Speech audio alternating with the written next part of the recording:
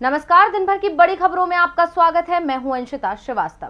इस बुलेटिन में आज बात होगी कर्नाटक में शुरू हुए एक नए विवाद की।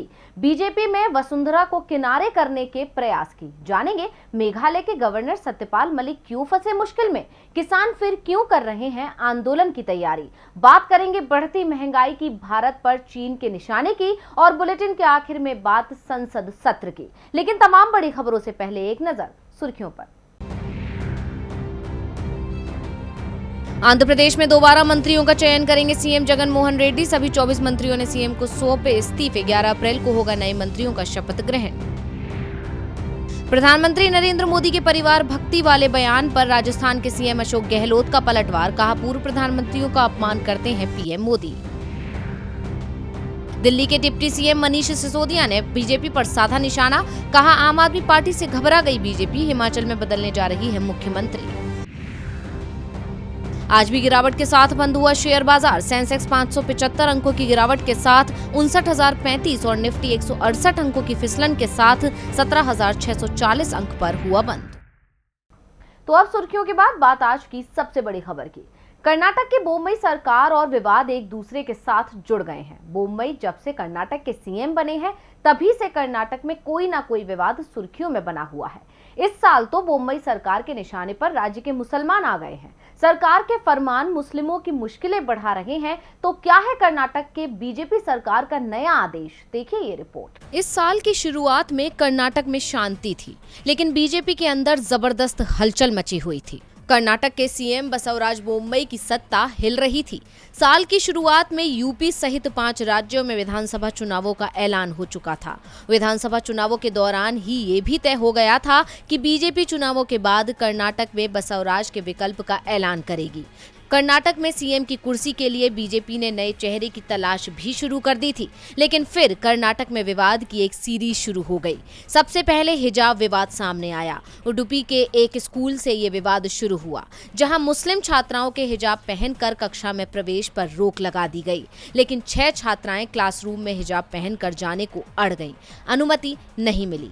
धरना प्रदर्शन शुरू हुआ। मामले ने तूल पकड़ा। मुसलमानों ने कर्नाटक बंद का ऐलान किया। मामला सुप्रीम कोर्ट तक पहुंचा। बीजेपी ने इस मुद्दे को यूपी और उत्तराखंड चुनावों में भुनाने की कोशिश की। ये विवाद शांत भी नहीं हुआ कि कर्नाटक में दूसरा विवाद शुरू हो गया। मंदिर परिसर के आसपास मुसलमानों को दुकान लगाने पर पाबंदी लगा दी गई। ये मुद्दा चल ही रहा था कि हलाल मीट का मुद्दा उठा दिया गया। ये विवाद भी खत्म नहीं हुआ कि अब कर्नाटक की मस्जिदों से लाउड स्पीकर हटवाने की मांग शुरू हो गई। सरकार ने भी तेज आवाज में लाउड स्पीकर बजाने पर रोक लगा दी है। इस रोक से मस्जिदों में सुबह की अजान देने में मुश्किल आ सकती है।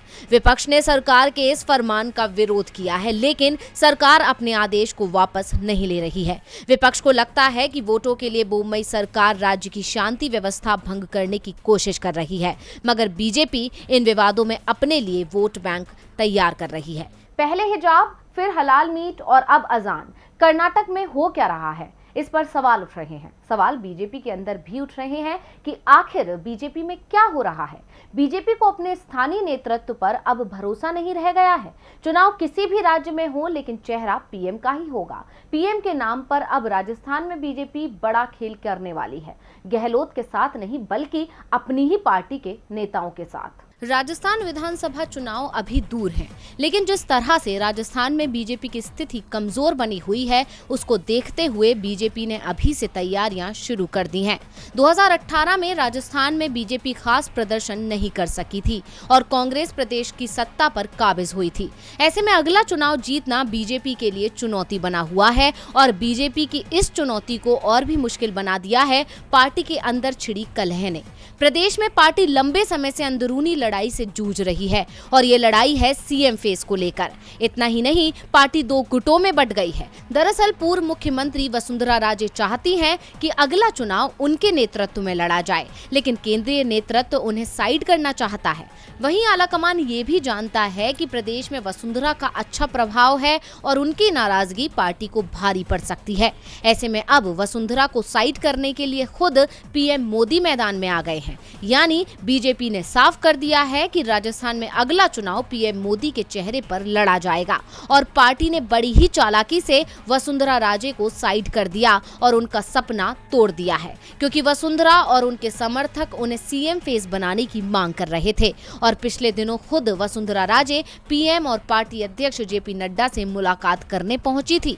इतना ही नहीं, लगभग सभी कार्यक्रमों से नदारद रहने वाली वसुंधरा राजे सीएम योगी के शपथ ग्रहण समारोह में भी शामिल हुई थी, लेकिन पार्टी ने वसुंधरा की सभी कोशिशों को फेल करते हुए उम्मीदों पर पानी फेर दिया। अब पार्टी के इस फैसले ने नए सवाल खड़े कर दिए हैं कि पार्टी के इस कदम पर अब वसुंधरा की प्रतिक्रिया क्या होगी।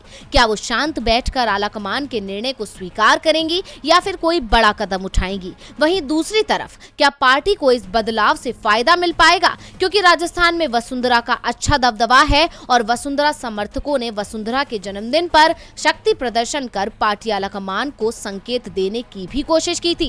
खैर, अब पार्टी को फायदा होगा या नुकसान, ये तो आने वाला समय बताएगा, लेकिन जिस तरह से बीजेपी लगभग हर जगह पीएम मोदी के चेहरे पर चुनाव लड़ रही है, उससे ये साफ है कि पार्टी को किसी और पर भरोसा नहीं है या फिर पीएम किसी और को चेहरा बनने ही नहीं देना चाहते। बीजेपी की रणनीति से वसुंधरा राजे सिंधिया मुश्किल में दिख रही हैं, क्योंकि पार्टी के इस फैसले का ना तो वो विरोध ही कर पा रही हैं और ना ही कबूल कर पा रही हैं।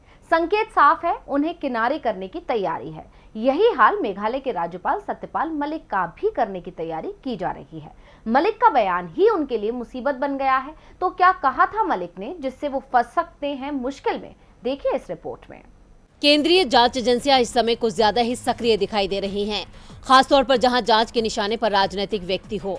विपक्ष आरोप लगाता रहा कि केंद्रीय जांच एजेंसियां मोदी सरकार के इशारे पर काम करती हैं और ऐसा कई बार देखा गया कि जो भी सरकार की आलोचना करता है उस पर केंद्रीय जांच एजेंसी की कार्रवाई शुरू हो जाती है।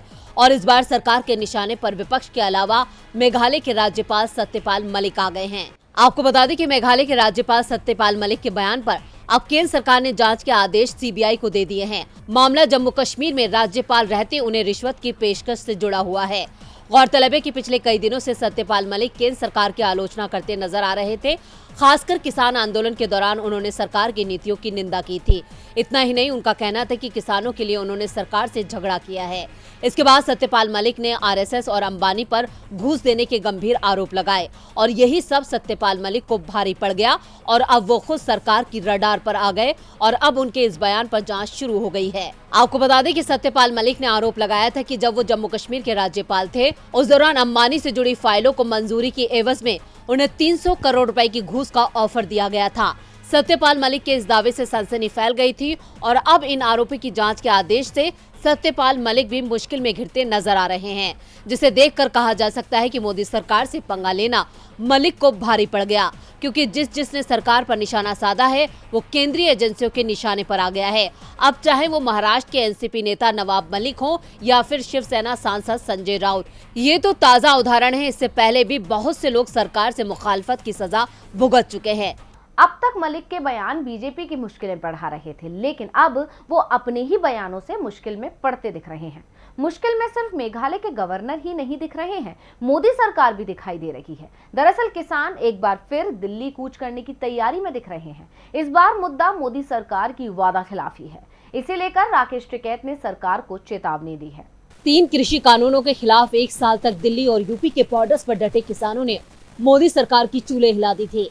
किसान आंदोलन से केंद्र की मोदी सरकार बैकफुट पर आ गई थी और नवंबर 2021 में तीनों कृषि कानूनों को वापस लेने का ऐलान पीएम मोदी ने कर दिया था और 11 दिसंबर को किसानों ने घर वापसी की थी। इस दिन को किसान विजय दिवस के रूप में मनाते हैं, लेकिन एक बार फिर किसान सड़कों पर उतर सकते हैं, क्योंकि एमएसपी सहित किसानों की बाकी मांगों पर मोदी सरकार ने अब तक कोई सकारात्मक कदम नहीं उठाया है।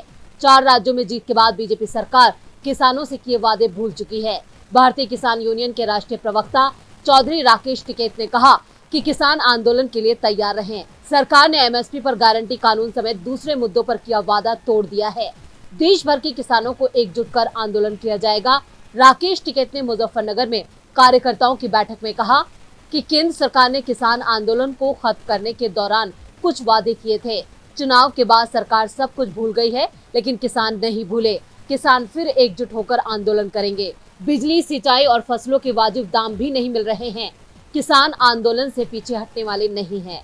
यूपी के साथ ही महाराष्ट्र में भी किसानों ने हल्ला बोल दिया है। खबरों की माने तो एमएसपी पर कानून बनाने की मांग को लेकर महाराष्ट्र से 2 बार के सांसद और स्वाभिमानी पक्ष के नेता राजू शेट्टी ने किसान संगठनों की बैठक में एमएसपी गारंटी किसान मोर्चा शुरू करने का फैसला किया है। तो वहीं पंजाब के लांबी में भी 1 हफ्ते पहले पिंक बॉलवर्म की वजह से फसलों के नुकसान के मुआवजे के लिए धरना दिया था, लेकिन मुआवजे की जगह किसानों पर आम आदमी पार्टी की सरकार ने लाठियां बरसाई। फिलहाल पंजाब में किसानों की मांगे मान ली गई हैं, लेकिन पंजाब में हुई इस घटना ने आप सरकार की भी पोल खोल दी है।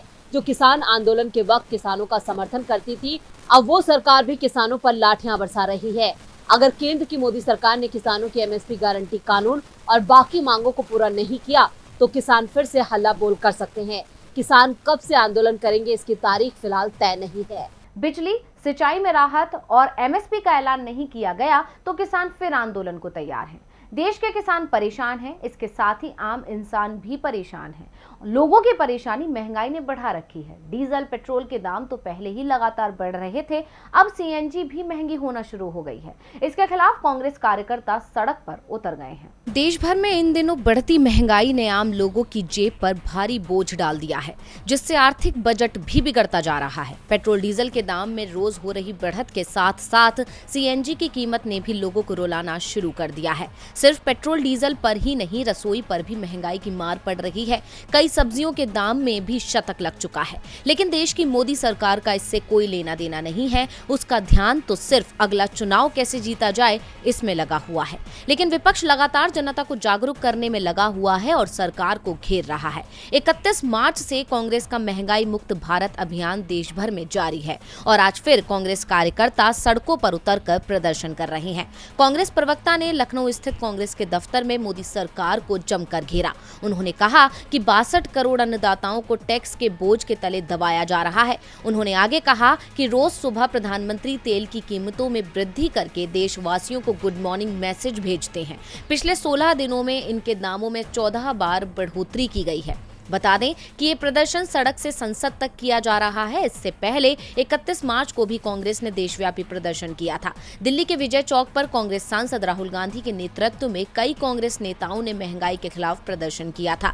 इतना ही नहीं, सरकार के खिलाफ अपना विरोध जताने के लिए कांग्रेस ने एक अनोखा तरीका अपनाया था। विपक्ष ने मोटरसाइकिल पर फूल माला चढ़ाई थी, जिसकी तस्वीरें और वीडियो भी सामने आए थे और आज फिर विपक्ष ने सरकार को घेरने की तैयारी कर ली है। हालांकि सरकार विपक्ष को अनसुना कर रही है। विपक्ष लगातार संसद में चर्चा की मांग कर रहा है। कई बार स्थगन प्रस्ताव दिया जा चुका है, लेकिन इस मुद्दे पर चर्चा नहीं हो रही है और सरकार इस मुद्दे से भाग रही है। ऐसे में अब विपक्ष सड़क पर उतर चुका है। गौरतलब है कि आज फिर सीएनजी के दाम बढ़ाए गए हैं और सीएनजी 2.5 रुपए प्रति किलो और महंगी हो गई है और हफ्ते भर में करीब 9 रुपए 10 पैसे तक बढ़ गए हैं। ऐसे में विपक्ष ने ठान लिया है कि अब सरकार को जगाने के लिए सड़क पर उतरना ही होगा। अब देखना होगा कि सरकार कब तक जागती है और विपक्ष और त्रस्त जनता की पुकार कब तक सुनती है। कांग्रेस का महंगाई को लेकर हल्ला बोल जारी है, लेकिन सरकार लगातार महंगाई बढ़ाती जा रही है, जिससे जनता मुश्किल में दिख रही है। मुश्किलें पड़ोसी देश चीन ने भी बढ़ा रखी हैं। तो क्या किया है चीन ने, देखिए ये रिपोर्ट। मोदी सरकार हर मंच से ऐलान करती है कि हम चीन की चाल को नाकाम कर रहे हैं। वो हमारे देश की तरफ आंख उठाकर नहीं देख सकता है, लेकिन जब जब चीन की साजिशों की रिपोर्ट सामने आती है तब तब सरकार के दावों की कलई खुल जाती है। आज एक बार फिर जो रिपोर्ट सामने आई है उसने मोदी सरकार के दावों की हवा निकाल दी है।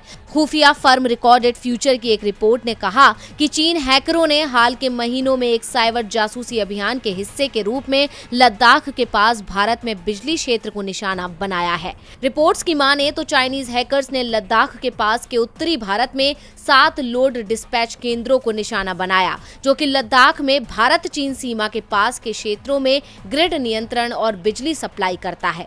उन्होंने कहा कि इसके अलावा हमारा मानना है कि हैकर्स द्वारा जरूरी बुनियादी ढांचे और भविष्य की गतिविधि के लिए पूर्व स्थिति के बारे में भी जानकारी एकत्र की गई है। रिपोर्ट में कहा गया है कि जानकारी निकालने के लिए हैकर्स ने एक भारतीय राष्ट्रीय आपातकालीन प्रतिक्रिया प्रणाली की सहायक कंपनी से समझौता किया था। रिपोर्ट में यह भी कहा गया है कि हैकिंग ग्रुप टैग 38 ने शैडो पैड नाम का मेलवेयर सॉफ्टवेयर इस्तेमाल किया था। ये सॉफ्टवेयर पहले चीन की पीपल्स लिबरेशन आर्मी और रक्षा मंत्रालय ने भी इस्तेमाल किया था। यानी साफ है कि चीन भारत के पावर ग्रिड को निशाना बना रहा है। ये रिपोर्ट बताती है कि किस तरह से मोदी सरकार की नाक के नीचे देश को तबाह करने की साजिश हो रही है। इस रिपोर्ट के खुलासे से सरकार की कार्यप्रणाली कटघरे में आ गई है। और बुलेटिन के आखिर में बात संसद सत्र की। संसद का बजट सत्र अनिश्चित काल के लिए स्थगित कर दिया गया है। संसद की कार्यवाही 8 अप्रैल तक चलनी थी, लेकिन इसे एक दिन पहले ही स्थगित कर दिया गया। सरकार का दावा था कि इस सत्र में अब कोई ऐसा विषय नहीं बचा है जिस पर चर्चा की जरूरत हो, इसलिए एक दिन पहले संसद की कार्यवाही को स्थगित किया जा रहा है। अब संसद की कार्यवाही मानसून सत्र में होगी, तो क्या रहा बजट सत्र में खास, देखिए ये रिपोर्ट। संसद का बजट सत्र समाप्त हो गया है। लंबे समय बाद संसद में शांति दिखाई दी। सरकार की ओर से विधेयक पेश हुए, उन पर चर्चा हुई। दोनों सदनों में सरकार और विपक्ष के बीच जमकर बहस भी हुई। सत्र के दौरान महंगाई का मुद्दा छाया रहा तो 5 राज्यों के विधानसभा चुनाव के परिणाम का असर भी दिखाई दिया।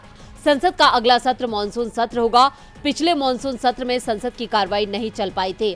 पैगासस विवाद के चलते लोकसभा और राज्यसभा में हंगामा मचा रहा था। इसका असर शीतकालीन सत्र पर भी पड़ा था। लखीमपुर खीरी की घटना का भी असर शीतकालीन सत्र पर दिखाई दिया, लेकिन बजट सत्र में पक्ष विपक्ष के बीच ऐसा विवाद सामने नहीं आया जिससे पूरा सत्र ही प्रभावित हो जाए।